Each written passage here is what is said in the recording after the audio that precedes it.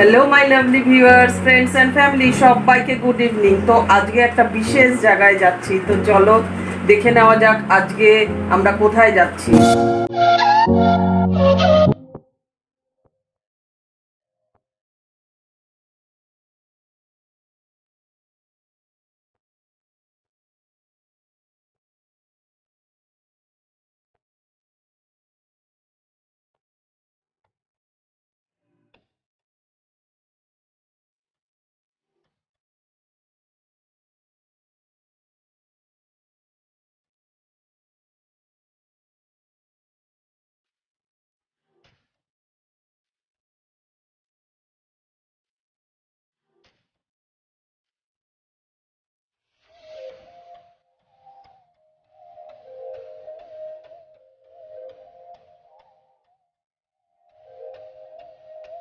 আজকে গুরু পূর্ণিমায় আমি চলে এসেছি আমাদের পরম আমাদের দীক্ষা গুরু, ওনার কাছ থেকেই আমাদের দীক্ষা নেওয়া। তো ওনার মুখেই শুনে নিই আমরা পুরো কথাটা, ওনার বংশ, তারপরে ওনার ব্যাপারে যাবতীয় ওনার কাছ মুখ থেকেই আমরা শুনে নিই। চট্টোপাধ্যায়, তার 3 ছেলে ছিল, রামকুমার, রামেশ্বর, ঠাকুর। রামকুমারের একটাই ছেলে ছিল অক্ষয়, 16 বছরে মারা গেছে। এরপর রামেশ্বরের 2 ছেলে, রামলাল, শিবরাম। আমরা রামলালের বন্ধু। রামলালের নাতি হলেন আমার দাদু জগদীশ্বর চট্টোপাধ্যায়। আমার বাবা নতুনবাই চট্টোপাধ্যায়। আমার রামলালের ছিল 3টে ছেলে, নকুলেশ্বর, জগদীশ্বর, হরিহর। নকুলেশ্বরের কোনো ছেলেপুলে ছিল না, জগদীশ্বরের ছেলে ছিল 3 ছেলে। জগদীশ্বরের বড় ছেলে হলো আমার বাবা। আমার বাবার আমিও বড় ছেলে, আমার ছেলেও বড় ছেলে। মাঝে মাঝে আকাশাটে গান গায়, ঠাকুরের গান গায়, আমরা দেখে থাকি। আর ঠাকুরকে নিয়ে আজ সারা বিশ্ব পাগল। ঠাকুর বলতেন সবাই সমান, প্রত্যেকের আধ্যাত্মিক ভগবান। কোনো জায়গায় কোনো সিরিয়ালে দেখবেন না যে ঠাকুর কাউকে দিয়ে পাটে পাচ্ছে বা হাতে পাচ্ছে, কেন? প্রত্যেকের ভেতর ভগবান আছে, তাকে ছোটো করা হয়। ঠাকুর বললেন, আরে তোরা কেউ আলাদা না, আমাদের সৃষ্টি করেছেন কে? ভগবান। আমাদের সকলের ভেতর একই জিনিস আছে, এইটি ঠাকুর বলতে চাই। আবার এই নিয়ে দক্ষিণেশ্বরে একজন মধুবাবু রামচন্দ্র চট্টোপাধ্যায়কে বলছেন, তুমি কি বড় ব্রাহ্মণ? হ্যাঁ, ঠাকুরকে সব মানেন না, সব জাতকে সমান দেখেন, আর এই তো পাতাগুলো ফেলে দিয়ে আসেন, আর তুমি এত জাত মানো। তখন রামচন্দ্র চট্টোপাধ্যায় মধুবাবুকে বলছেন যে ঠাকুর 5,000 ফুট ওপরে আছে, 5,000 ফুট ওপরে থাকলে কী হয়? তিনি ছেলে মেয়ে সব সমান। আমি এই নিয়মগুলো পালন করে যখন ওইখানে উঠবো, তখন আমিও সমান। যাই ঠাকুর একটা কথা মানুষের কাছে সৃষ্টি করে, তোরা খুব ছোটো না, তোদের ভেতর সকলের একই জিনিস আছে। ভেতরে জিনিসটাকে জাগা করতে গেলে ঠিক মতো দুবেলা জল, হ্যাঁ, যেটা এখন মডিফাই হয়ে যোগ করছে, এটা কিন্তু আমাদের অনেক আজ এই জব ধ্যান করলে অনেক ভালো।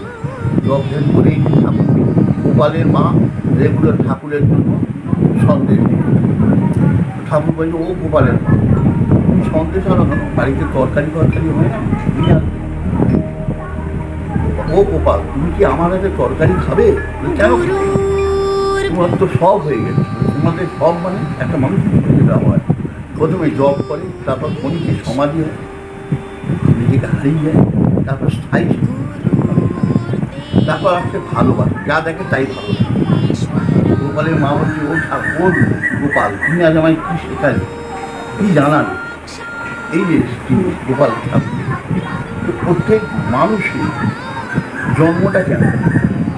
আমি বাড়ি ঘর করবো, ভালো খাবো দাবো, ছেলে মেয়ে মানুষ বাড়িটি আমার কি নিশ্চয়ই করবো, ছেলে মেয়ে মানুষ কষ্ট হবে, কিন্তু মূল থাকবে কী থাকবে? মূল থাকবে যে আমি যেন তার চরণের জায়গা পাই। নিজেকে পোস্টমর্টম করতে হবে, আজকের দিনে আমি কি ভুল করবো, কালকে কি ভুল করবো, দেখবে তুমি সব কিছু যাবে। প্রত্যেক বছর গুরু পূর্ণিমায় আমরা গুরুদেবের বাড়ি যাবই, আর এই দিনটা আমাদের কাছে খুবই স্পেশাল। আর উনার আশীর্বাদ আমাদের সাথে সব সময়। এখানে গুরুমার ফটো তোমাদের সাথে একটু শেয়ার করলাম। ইনি হচ্ছেন আমাদের গুরুমা।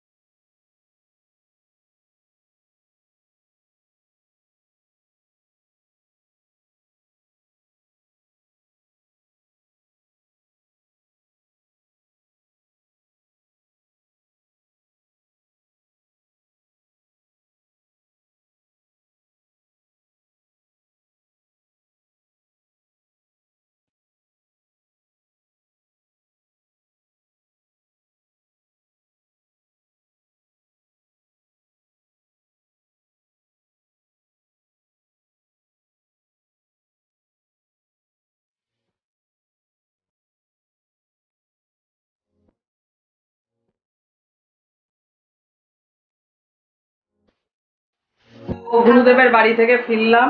গুরুদেবের বাড়ি থেকে ফিরে অনেক মন্দির টন্দির তোমাদের দেখালাম। মন্দির মানে মুক্তকেশী মা, তারপরে বুড়ো শিব সব দেখিয়ে দিলাম, তোমরা দেখলে। তো বাড়িতে এসে তোমাদের আরেকজনের সাথে পরিচয় করিয়ে দিচ্ছি, আরেকজনের সাথে, যে আরেকজনকে পাওয়া গেল আজকে এই গুরু পূর্ণিমার দিনকে।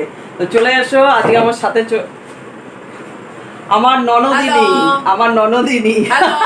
শোনো, আমরা হলাম দুই বন্ধু, ওকে আমি মারাত্মক ভালোবাসি, ও আমাকে হেভি ভালোবাসে। হ্যাঁ, আমাদের মানে খুব মিল দুজনের। এখনো পর্যন্ত ঝগড়া টগড়া বাঁধেনি, কিন্তু ঝগড়া টগড়া বাঁধেনি। ওই যে এক কথা আছে না, ননদিনী রায়বাগিনী, কিন্তু এই ননদিনী কিন্তু রায়বাগিনী না। তো তোমাদের সাথে আজকে মানে তোমাদেরকে দেখিয়ে দিলাম আমার ননদিনীকে। হ্যাঁ, ওর নাম হচ্ছে দোলা। তো ও এসছে এখন একটু এই চা করছি, আমার শাশুড়ি চা করছে। তো যাই চাটা করি, একটু লিকার চা খেয়ে আসি, তারপর আবার গল্প।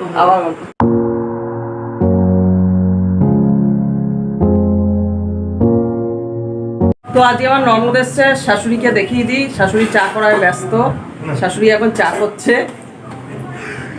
এমনি সময় আসে রান্নাঘরে, তো অতটা তুলি না। তো আজকে এসছে, মেয়ে এসছে, খুব আনন্দ, তাই আনন্দতে খুশিতে চা বানাচ্ছে, তোমরা দেখে নাও। এমনি চা বানায়, আমাকেও চা করে খাওয়ায়, কিন্তু